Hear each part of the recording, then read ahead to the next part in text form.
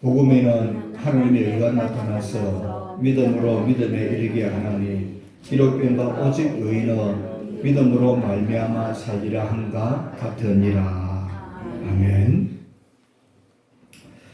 오늘 제목은 종교개혁과 우리의 신앙이라는 제목입니다. 교회 절기상 오늘을 두고 종교개혁 주일로 지키는 날이기도 합니다.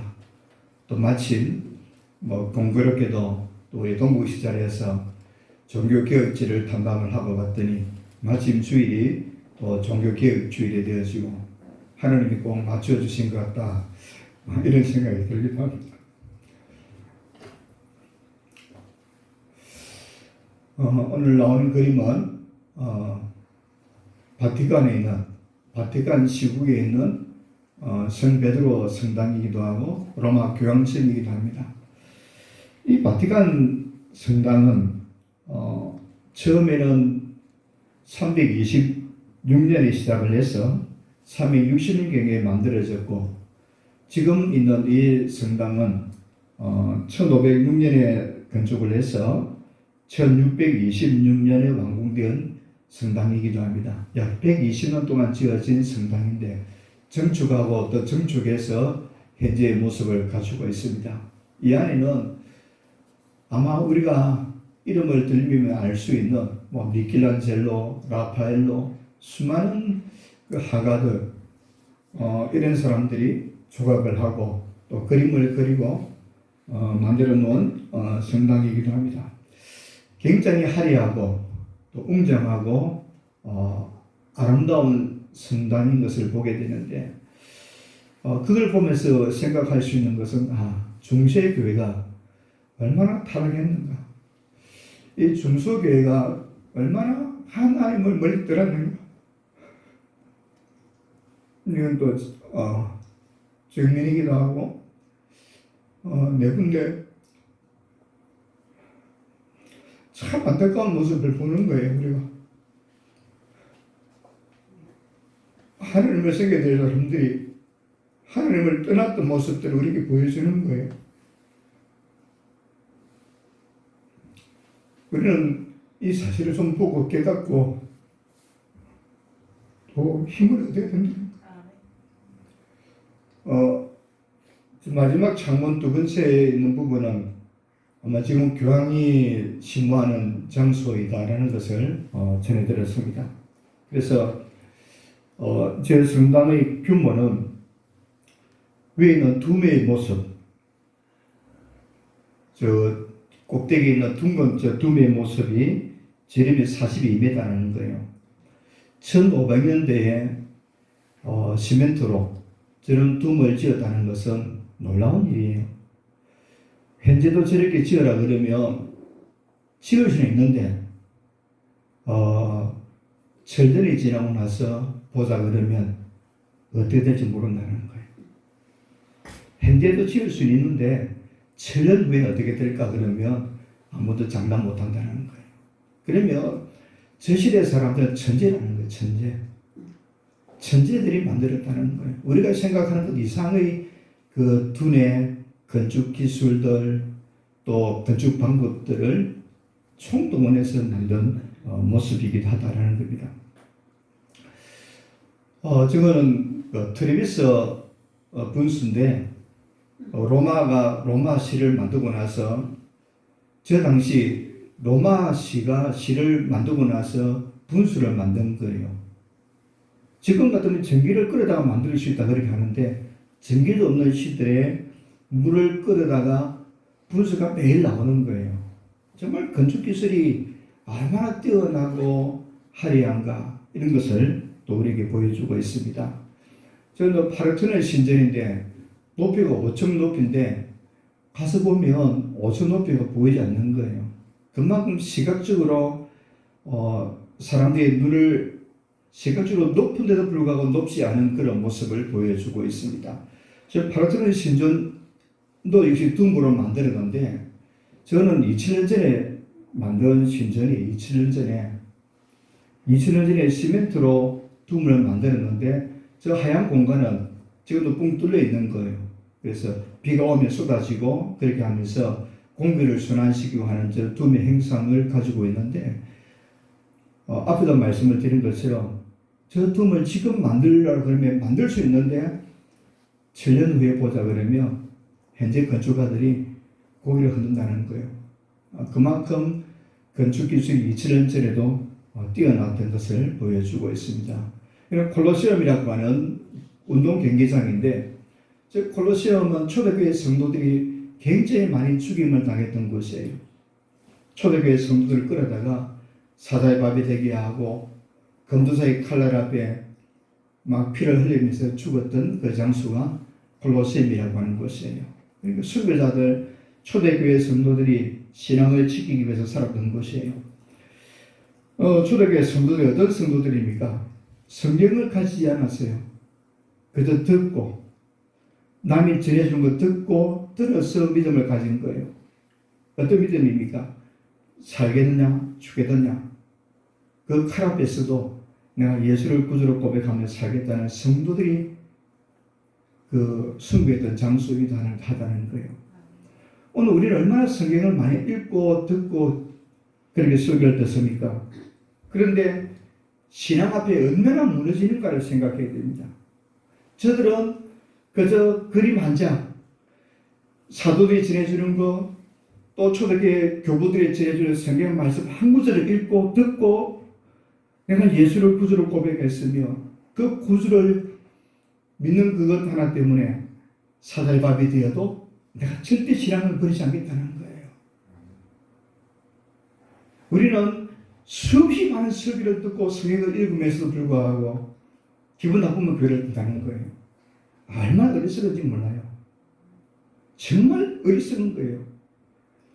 저들은 성경을 그냥 가질 수 없는 시대잖아요. 중세시대 15세기에 성경 한권이 얼마 했는가 하면 소 17마리라는 거예요. 이 성경 하나를 가지는데 소 17마리를 주어야만 살 수 있다는 거예요.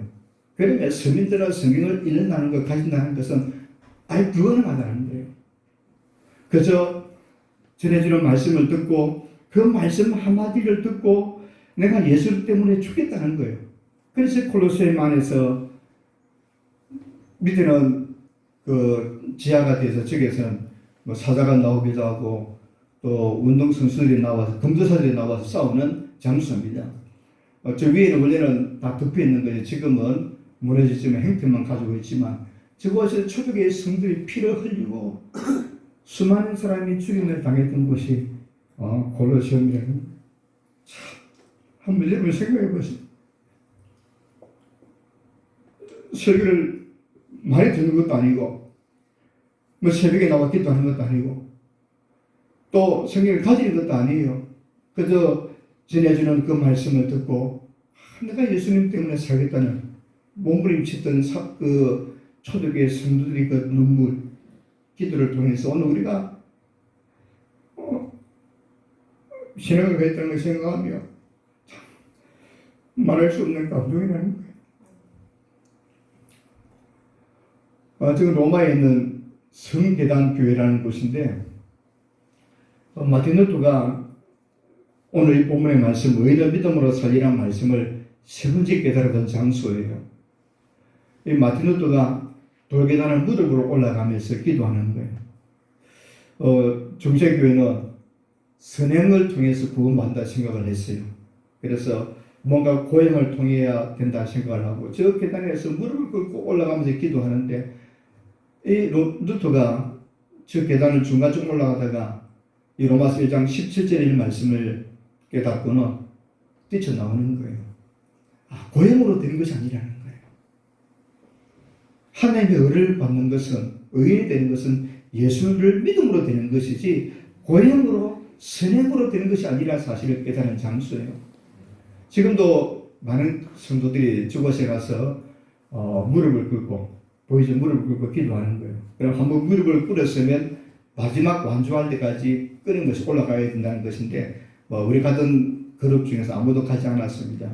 왜냐하면 하나님은 예수 그리스도 통해서 의를 주신다고 하셨기 때문에 그런 거예요. 지금도 저 성당은 가톨릭 교회가 관리하고 가톨릭 성도들이 저곳에 와서 저렇게 무릎을 꿇고 기도하는 장면을 사진을 찍었습니다. 성계단 교회 내부가 이런 모습을 가지고 있는데 우리가 저곳에 가서 잠시 기도하기도 했습니다. 저곳은 카타콤인데 초대교회 성도들이 핍박을 받았던 장소예요. 원래 카타콤은 무덤입니다. 로마시 외곽에 있는 곳인데 로마에 있는 사람들이 무덤을 둘 데가 없어서 지하를 봐서 무덤을 만든 곳이 카타콤이에요. 근데 지하에 1층, 2층, 3층, 4층 수십 킬로가 되는 무덤을 만들었는데 초대교회 성도들이 핍박을 받아서 숨을 곳이 없으니까 저 카타콤 속에 들어간 거예요. 그러니까 우리처럼 이 전등불이 아니라 올리브로 만든 아주 희미한 등불, 보일랑말랑한 등불 몇 개 걸어놓고 들어가는 길이에요. 그러면 저 카타콤 속에 어린 아이들이 들어가면 실명이 되는 거예요. 어른들도 들어가서 1시간, 2시간 걸으면 저를 걷지 못하는 것, 사람이 붕 뜬 것처럼 그런 곳에서 성들이 살면서 신앙을 지켰던 곳이 카타콤이에요. 로마가 저 카타콤에 있는 성도들을 핍박하기 위해서 로마 군대를 다 몰아넣어서 저 카타콤 속에 있는 성도를 다 죽이기도 했다는 것이에요.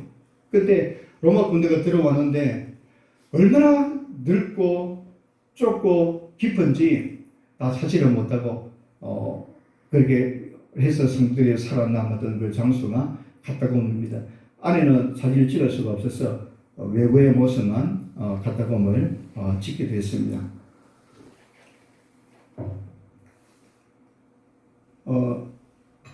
바울 참수트 교회인데 바울이 로마에 와서 마지막 순교했던 장소입니다.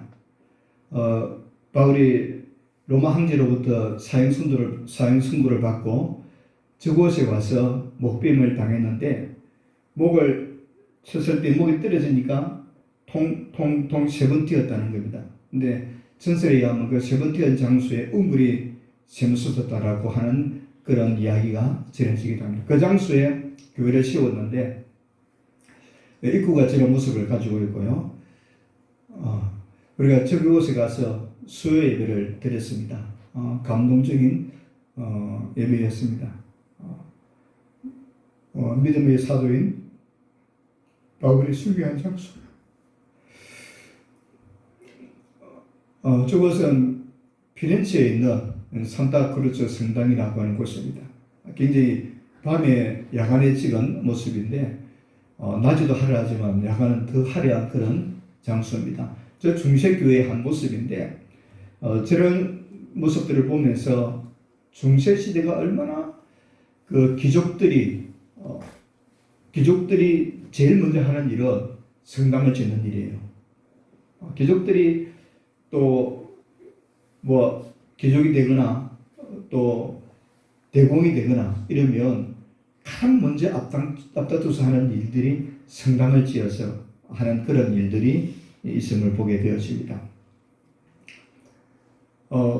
저곳은 우피치 미술관인데 피렌체에 있는 메디치라고 하는 가문에서 가문이 대공인데 즉 피렌체를 다스리는 왕과 같은 사람이었는데 왕 쪽이 대가 끊어지는 거예요. 로마가 피렌체를 다스릴 수 있는 그날 메디치 가문에게 주었는데 아들이 끊어지면 왕위를 대신 물려줄 수 없는 것이 그때의 법이라는 겁니다. 그래서 이 메디치 가문이 약 한 500년 정도 다스리다가 300년인지 500년인지 잘 모르겠습니다만은 저 가문이 이제 딸만 낳게 되어져서 가문의 문을 닫게 되는 거예요.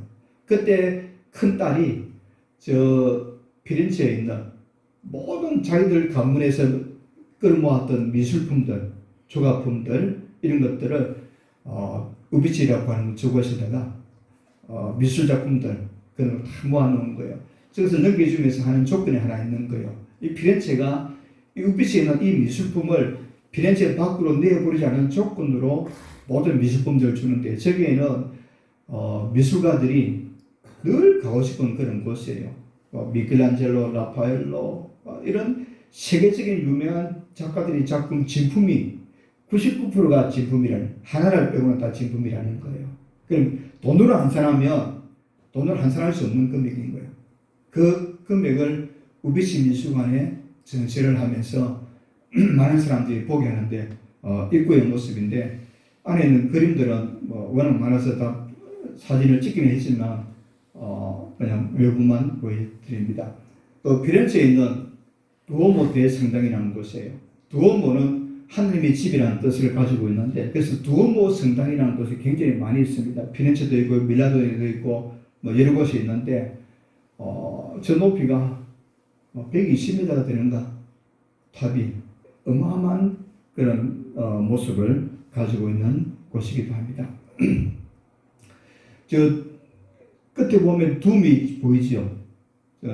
아주 멀리서 찍은 모습인데 저것이 피렌체는 두오모 성당의 모습인 거예요. 저 둠도 어마어마하게 지어놓은 둠의 모습이라는 거예요. 둠도 만들 때 안에 한번 둠을 만들고 뒤에 한번 더 씌우는 그런 모습으로 만든 두오모 성당의 전경입니다.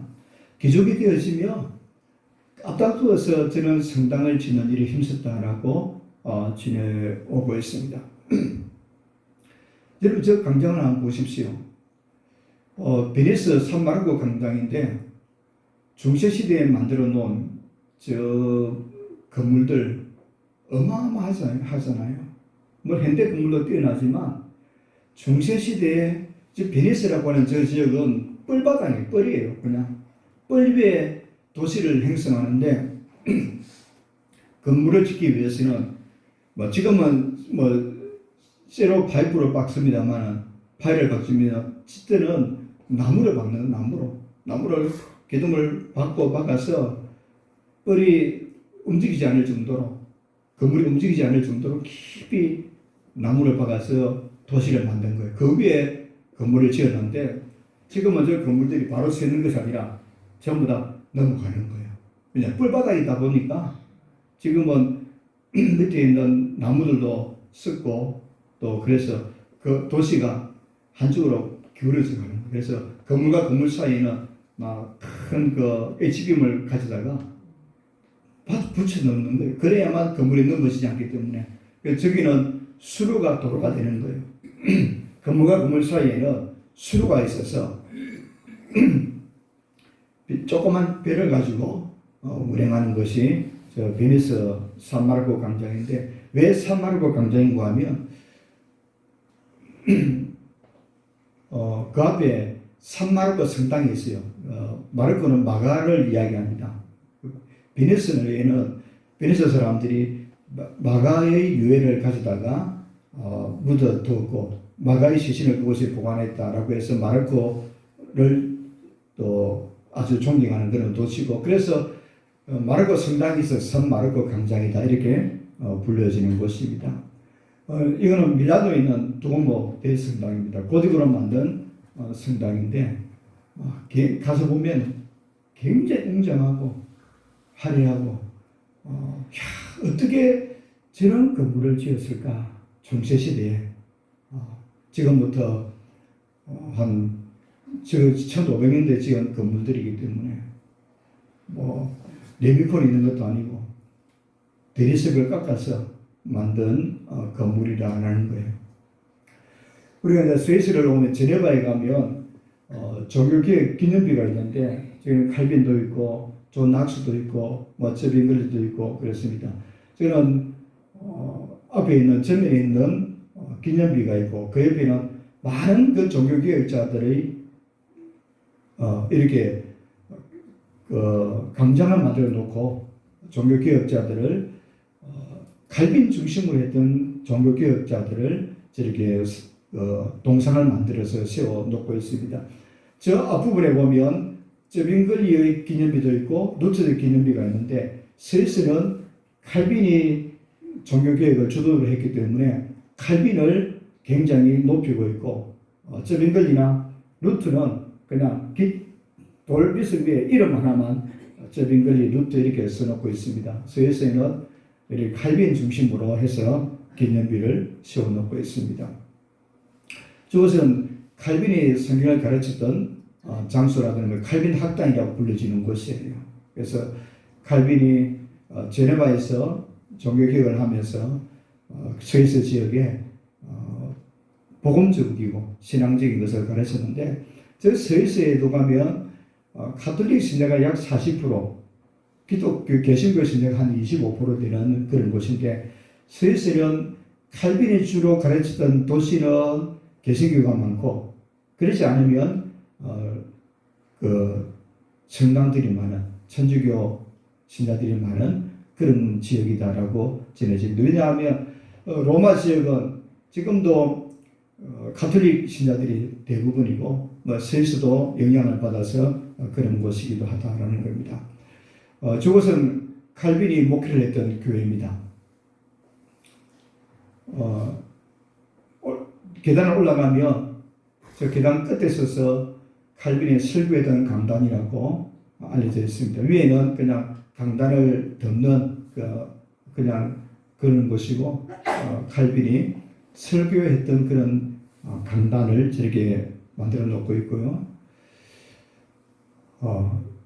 앞에 이 부분은 이제 칼빈이 목회했던 성 비에로 교회라고 하는 그런 교회입니다. 이 부분은 칼빈이 살았던 사택의 전경이고, 지금도 건물을 다른 사람이 살고 있겠지만 보존되어 있음을 보았습니다. 스위스로 넘어오면서 다시 이제 독일로 넘어오는 가운데 융파를 잠깐 들렸고요. 이거는 하이델베르그 대학인데 대학자로 빠져버렸네요. 하이델베르그 자체가, 그 도시 자체가 우리나라처럼 큰 캠퍼스를 세우는 것이 아니라 건물 하나하나가 다 대학이라는 거예요. 지금도 지금 학생들이 공부하고 있는 그런 장면을 하나 찍었는데, 하이델베르그 저 도시는 루터가 종교교육을 했던 그런 지역입니다. 루터가 공부하고 목회했던 도시이기도 하다라는 겁니다. 마틴 루터 기념비가, 우리 기념비라 그래서 웅장할 줄 알았더니 사진을 제대로 못 찍은 이유는 그 앞에 차를 되게 큰 차가 있어서 차를 우리 같으면 빼달라 그래도 빼달라 할 수도 없고 해서 이제 마틴 루터의 기념비를 바닥에다가 큰 칠판으로 이렇게 만들어 놓은 거예요. 그래서 마틴 루터를 기념하는 그런 기념비가, 우리가 생각했던 그런 기념비라고 생각하고 갔더니 이렇게 보존하는가 좀 안타까운 생각도 들었지만 마틴 루터를 기념하는 기념비가 있었습니다. 또 보름스에 가면 종교개혁 기념비가 있는데, 여기는 이제 보름스는 이제 루터가 독일 쪽이기 때문에 마틴 루터가 종교개혁했던 장소에서 마틴 루터 제일 가운데 있는 사람을 마틴 루터고, 여러분 볼 때 오른쪽에는 마틴 루터를 도왔던 보름스의 제후 그 귀족이 도왔던 것을 보게 됩니다. 옆에는 마틴 루터를 도왔던 귀족들, 마틴 루터와 함께 종교개혁을 했던 수많은 사람들의 동상들을 저렇게 세워놓고 있습니다. 칼빈보다는 훨씬 좀 예쁘게 했던 그런 모습을 볼 수 있습니다.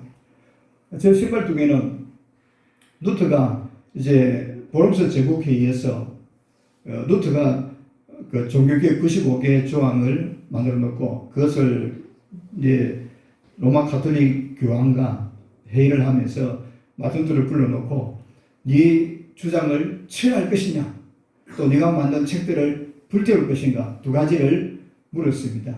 그때 마틴 루터가 저곳에 서서 자기 주장을 펼쳤던 곳이다 라고 하면서 기념적으로 신발 두 개를 씌워놓은 거예요. 마틴 루터가 나는 자기의 주장을 체결할 수 없다. 로마 가톨릭이 잘못된 것을 분명히 지적하였고 오직 의인의 믿음으로 살리라, 이 말씀을 내가 체결할 수 없다. 그렇게 주장했던 그런 곳이기도 합니다. 젊은 시절 마틴 루터의 모습은 제가 마틴 루터가 수도사였기 때문에 그때 당시는 수염을 깎고 수도사들은 거의 그냥 금욕의 생활을 살았기 때문에 아주 빼짝말랐던 모습을 보여줍니다. 나중에 가면 사진이 또 나올지 모르겠습니다만 그가 종교개혁을 하고 가르칠 때는 나중에는 언론 생활을 하게 됩니다. 왜냐하면 그를 주워가서 죽이려고 하기 때문에 도망 다닐 때는 막 변장도 하고 또 수염을 길렀던 그런 모습을 보여주는 젊었을 때의 루터의 모습이고, 저것은 보름스에 있는 대성당입니다. 성당 내부인데 저 내부는 개신교처럼 단순한 것이 아니라 저 부분 좀 단순합니다만은 그래도 화려하게 웅장하게 지었던 그런 중세교회 모습을 보여줍니다. 또 삼일째 교회 모습이고요. 루트가 하숙하는 사람은 하숙집의 모습이고, 저것은 바르트 브루터 성인데, 저 바르트 브루터 성은 루트와 굉장히 밀접한 장소라는 거예요. 저 바르트 브루터 성은 마틴 루트가 로마 교황청으로부터 파면을 당하고 또 루트를 잡아서 죽이려고 할 때 도망했던 장소예요. 저 바르트 브루터 성은 문 하나 닫으면 절벽이 있어가지고 건널 수 없는 곳이에요.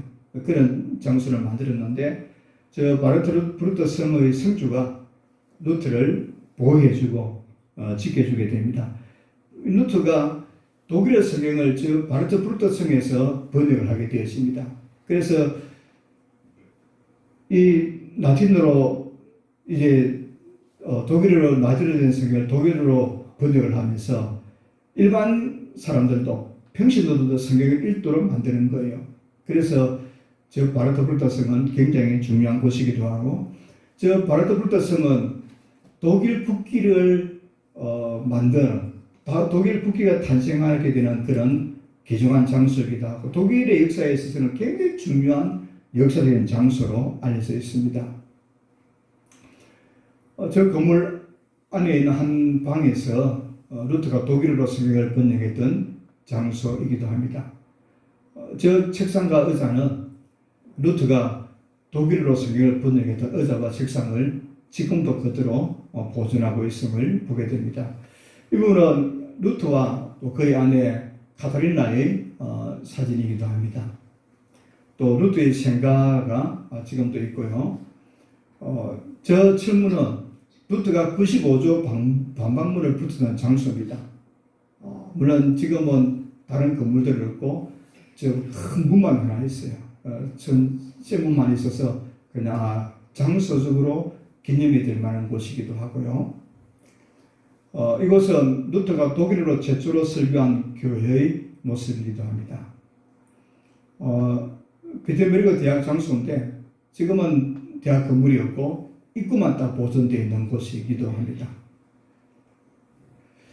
이렇게 해서 제가 다녀왔던 모습들을 소개를 했습니다. 그러면 종교개혁이란 무엇인가? 몇 가지를 생각해 볼 수 있는데, 종교개혁은 하나는 운동이다라고 말할 수 있어요. 17세기 종교개혁은 초대교회 신앙으로 돌아가자라는 그 신앙의 고백이라는 겁니다. 초대교회로 돌아가자는 겁니다. 주 30년경 예루살렘에서 시작된 초대교회가 380년경 콘스탄틴 대제가 기독교를 로마의 국교로 이제 하면서 교회가 성장을 하게 되었습니다. 그러다가 주 590년 그리고리 1세 때부터 시작을 해서 로마 가톨릭 교황이 되어지면서 주 590년부터 중세교회라는 이름으로 불려지게 됩니다. 약 7년 동안 이 가톨릭 교회가 로마와 또 중세교회를 지배하게 되었습니다. 이런 가운데 7년 동안 로마 가톨릭이 교권을 확장시키면서 7년 동안 이 교회가 세워져 가고 성당을 짓는데 앞에 말씀을 드린 것처럼 귀족들이 앞다투어서 성당을 건립하게 되는 거예요. 그러다 보니까 이 로마 황제의 권위가 왕보다 높을 때가 많은 거예요. 황제가 왕을 세우기도 하고 폐위시키기도 하고 그런 큰 권력을 가지고 있다 보니까 자연스럽게 부패하게 되어지는 겁니다. 이렇게 중세교회가 부정하고 타락했을 때에 초대교회로 돌아가자, 교부들의 가르침으로 돌아가자, 이 가르침으로 돌아가자는 주장이 바로 종교개혁의 이유가 되는 거예요. 성경으로 돌아가자는 겁니다. 성경으로 돌아가는 것, 교부들의 가르침으로 돌아가자는 것이 종교개혁의 첫 번째 이유였고, 두 번째로 종교개혁의 기준은 성경이라는 겁니다. 종교개혁을 로마 가톨릭이 교회를 지배하면서 로마 가톨릭은 성도들에게 성경을 읽지 못하게 하는 겁니다. 성경책 한 권이 소 7마리 가격이라 그랬으니 뭐 일반 사람들이 누가 성경책을 사겠습니까?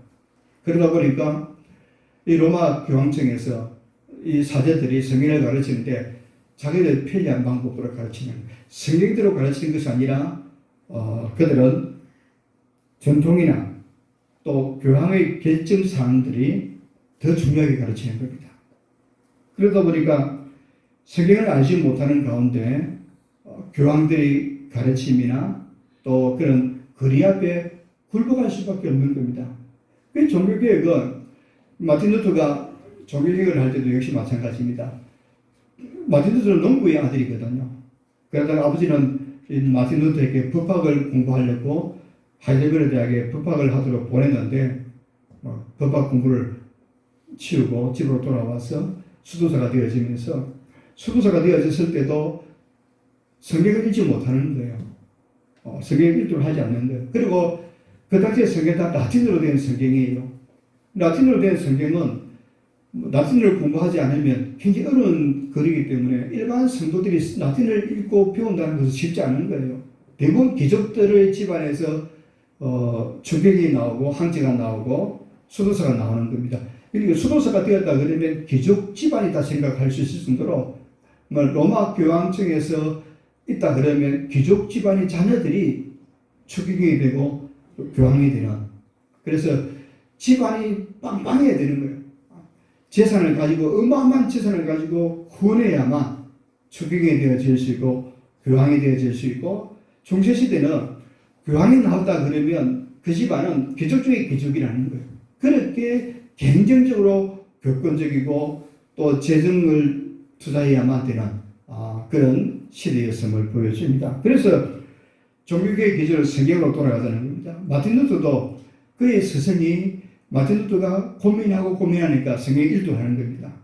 마틴 루터는 좋은 스승을 만나서 성경을 읽고 배우는 가운데 깨닫는 것이 오늘 주신 말씀, 오직 의인은 믿음으로 살리라, 이 말씀을 깨닫게 되어지는 겁니다. 그리고 성경으로 돌아가자. 성경으로 돌아가야 된다는 겁니다. 교황의 가르침이 아니고 교권의 가르침이 아니라 성경으로 돌아가자는 이 운동이 바로 종교개혁 운동이라는 겁니다. 또 종교개혁의 목적은 오직 하나님께 있다는 겁니다. 오직 하나님께 영광을 올려드리는가. 여기는 오직 성경. 중세 로마 가톨릭 교회가 일반 대중으로부터 성경을 빼앗아 버렸습니다. 종교개혁은 성경을 일반 대중들에게 돌려주는 거예요. 누구나 성경을 읽게 하는 것이 바로 종교개혁의 가장 큰 이유라는 겁니다. 중세교회가, 로마 가톨릭 교회가 성도들에게 성경을 읽지 못하게 하는 거예요. 성경을 읽을 수 있는 길도 없어요. 라틴어로 된 성경책도 어마어마한 비싼 가격이었기 때문에 읽을 수 없는 거예요. 근데 종교개혁이 일어난 이유 가운데 하나는 그 당시만 해도 인쇄술이 15세기 들어서 에라스무스가 성경을 이제 인쇄기로 발행하게 되어지자 소 17마리 하는 가격이 소 4마리 가격으로 떨어지고, 가격이 떨어지니까 이제 성경책 읽게 되어지고, 루터가 95개의 반박문을 세웠을 때만 해도 인쇄술이 발달한 거예요. 전에 같으면 이 루터의 반박문을 로마 시내에 전달하는데 오랜 시간이 걸릴 텐데 인쇄술이 발달하다 보니까 금방 찍어서 하이델베르 지역이라든지 독일 지역에는 일주일 만에 막 로마 루터의 반박문이 전파되어지고 따르게 되어지고 한 달, 2달 사이에 인쇄술이 발달해서 널리 공급되어져서 종교개혁이 힘있게 이루어지는 것을 들었습니다. 루터가 1522년 독일어로 된 성경을 번역해서 누구나 성경을 읽게 한 거예요. 그래서 대중들도 성경을 읽게 함으로 성경으로 돌아가는 이런 운동을 펼치게 되었습니다. 또 하나는 오직 믿음이라는 겁니다. 로마 가톨릭 교회는 웅장한 성당을 지을 때 어떻게 하겠습니까? 선행을 해야 된다. 선을 많이 베풀어야 된다.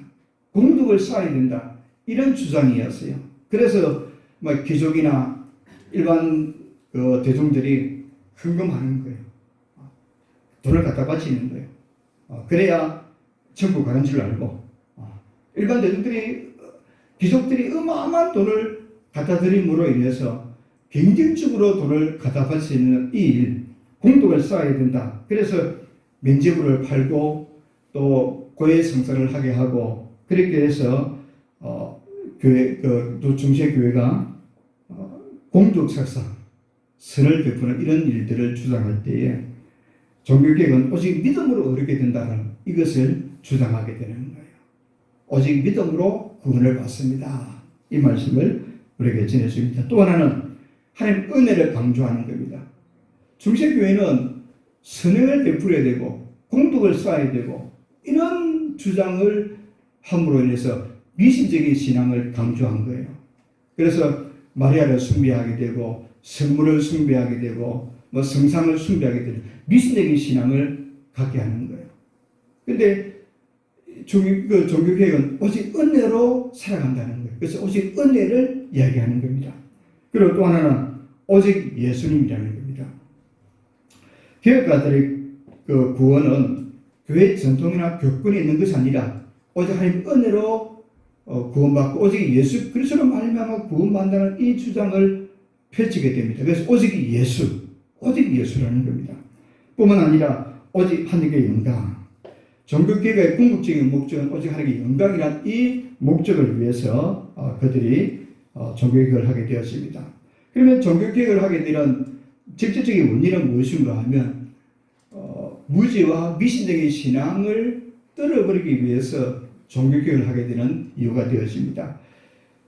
성경을 평신도들이 읽지 못하게 되었으니까 그냥 교황들이 가르치는 것, 추경이 가르치는 것, 사제들이 가르치는 것, 성상이나 마리아를 숭배하게 되고 어떤 성상 앞에 나와서 기도하게 되고 또 성인이라고 추대하면서 그 성인 앞에 와서 기도하면 기도가 응답된다. 이런 미신적인 신앙 때문에 또 성경을 알지 못하는 무지한 것을 깨우치기 위해서 종교개혁이 일어나게 되었습니다.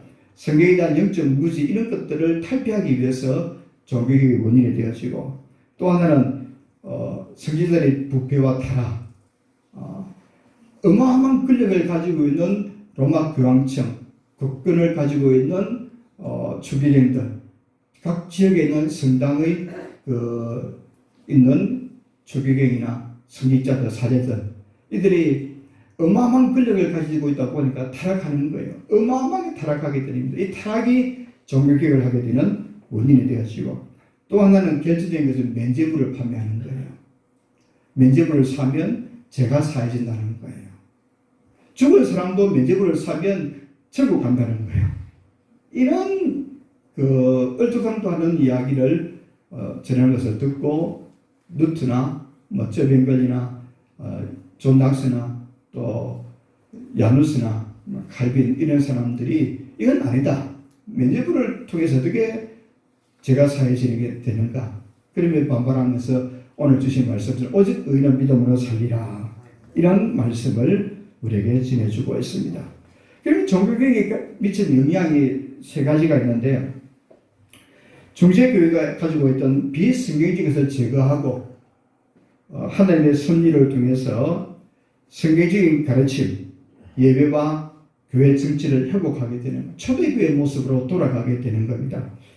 또 종교개혁을 통해서 중세교회가 가지고 있는 인간적인 전통, 권위를 사라지게 하고 성경 중심의 교회생활 또 신앙생활을 하게 되는 것을 보게 됩니다. 또 하나는 계급 구조 사회에서 성경 문화는 평등 사회가 되어지는 거예요. 중세교회는 철저한 계급 사회예요. 계급주의 이런 것들이 성경적인 가르침으로 돌아가는 모습을 보여주고 있습니다. 이 종교개혁을 일으켰던 로마서 1장 17절 복음은 하나님의 의가 나타나서 믿음으로 믿음이 이기게 하나니 기록된 오직 의는 믿음으로 말미암아 살리라. 마틴 루터는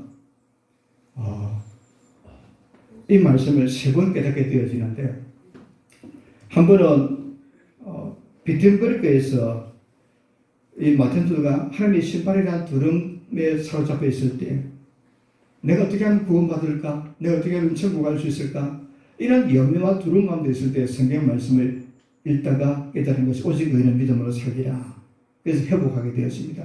두 번째는 교회 일로 로마로 가는 중에 알프스산을 넘어가면서 그가 병들어 죽게 되어지는데 이 말씀을 깨닫고 다시 한번 병에서 회복되어지면서 오직 의인의 믿음으로 살리라는 말씀을 통해서 회복되어지고, 세 번째는 앞에 성계당 교회에서 무릎으로 기도하면서 자신의 죄의 문제, 이 마틴 루터는요 사제를 찾아가서 수도사할 때 매일같이 고해성사했다는 거예요. 고해성사.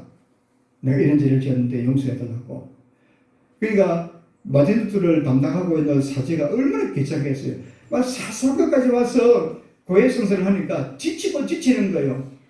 그런 가운데 이 성계당 교로 올라가면서 깨달은 것이 무엇인가 하면 고형으로 되는 것이 아니구나. 오직 의인의 믿음으로 살리라. 이 말씀을 깨달으면서 종교개혁의 그 기초를 세우게 되어지는 것을 보게 되었습니다. 사람은요 고행이나 선행으로 구원받는 것이 아니라 오직 믿음으로 구원받는 것을 말씀해 주고 있습니다. 우리 오늘 본문을 다시 한번 읽어보도록 하겠습니다.